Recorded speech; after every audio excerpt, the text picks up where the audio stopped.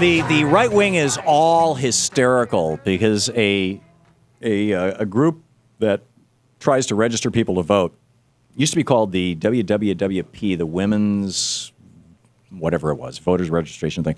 Anyhow, this group is sent out voter registration forms to a mailing list of a couple 100,000 people that they bought from a commercial company that represented them as being people who were eligible to vote. And, of course, always on lists like this. I mean, you know, my cat has gotten a credit card application. Always on lists like this, you have odd things.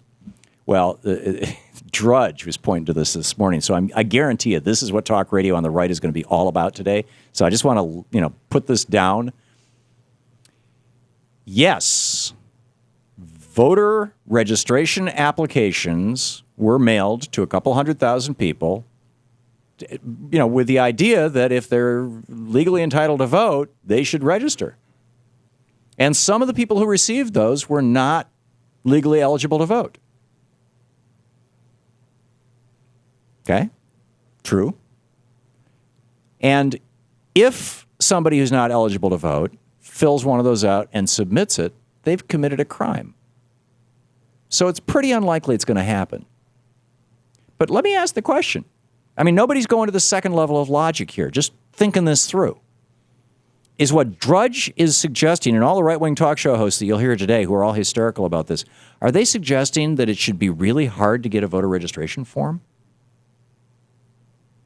I mean, it seems to me that if you want maximum participation in a democracy, voting registration forms should be on a pad at 7-Eleven. Tear one off, take it home, fill it in. If you're eligible to vote, but you haven't registered, it should be easy. And well, but what about voter fraud? Well, that's not voter fraud. Voter fraud is when you show up and vote when you're not eligible to vote, or when you've registered to vote when you're not eligible to vote. People who do that, they're committing a crime. If you register to vote when you're not eligible, you commit a misdemeanor. If you vote and you're not eligible, you commit a felony.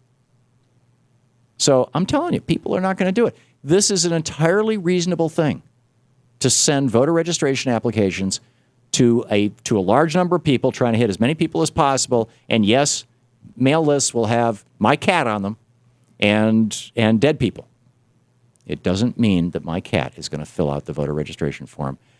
You know, you all just take a deep breath and think about it for a minute. Don't you think that it's better to have more of us having access to voter registration forms? You know, a lot of people don't even know how to register to vote. They don't know where to go to register to vote. They don't know they don't know how to get an application to register to vote. I think this is a good thing. In fact, frankly, I think that when you get your tax return back from the IRS, you get any kind of correspondence from the IRS, there should be a voter registration form in there.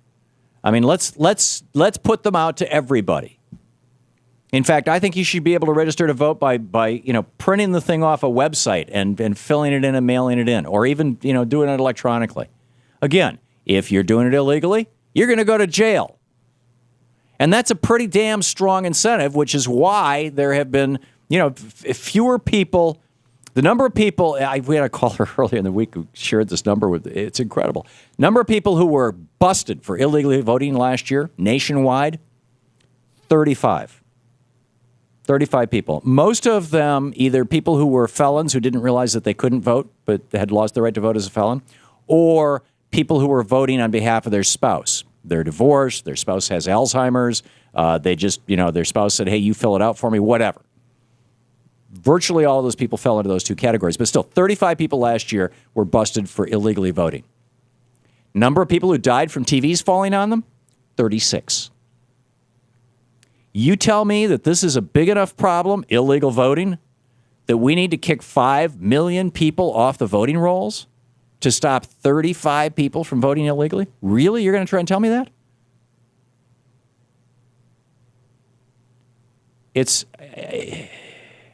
But Acorn got busted in Nevada for violating the voter registration laws.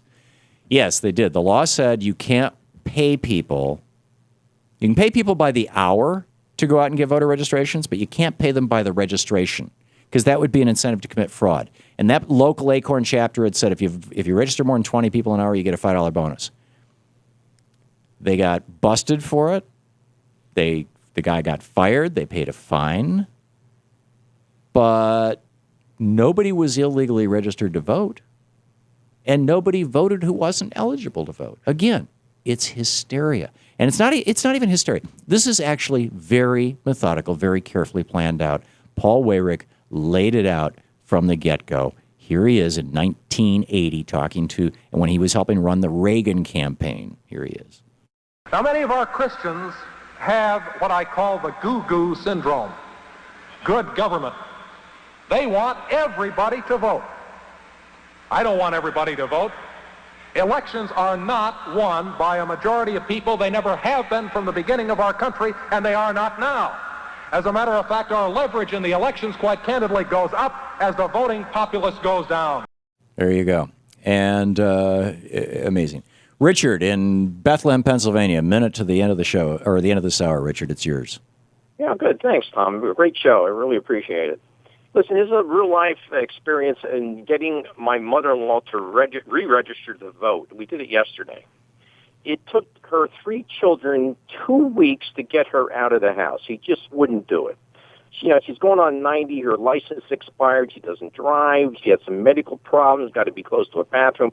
2 weeks got her out, got her down to where you have to register. And it's not any place. You got to go to the county seat. So we got her down there. Got the paperwork, found her Social Security card after, 50 years? Found it, put it down there with the mail. At the conclusion of it, they got her picture, transferred over to the new voter thing. And he said, that's $13.50. So my brother-in-law hands him $20 and said, I'm sorry, we can't take it. Can't take money. So they made him go out and get a check in order to pay for the damn thing. Incredible. That's a poll tax. You've got to pay in order to vote. That's insane. Richard, thank you for sharing the story. This is what has come out of this Republican strategy. It's not hysteria. It's not fear. It's not about illegals or immigrants or nasty people voting or anything. It's about the fact that older people who vote about Social Security and Medicare, when Paul Ryan says, let's voucherize Medicare, they're going to vote Democratic, and the Republicans don't want that to happen.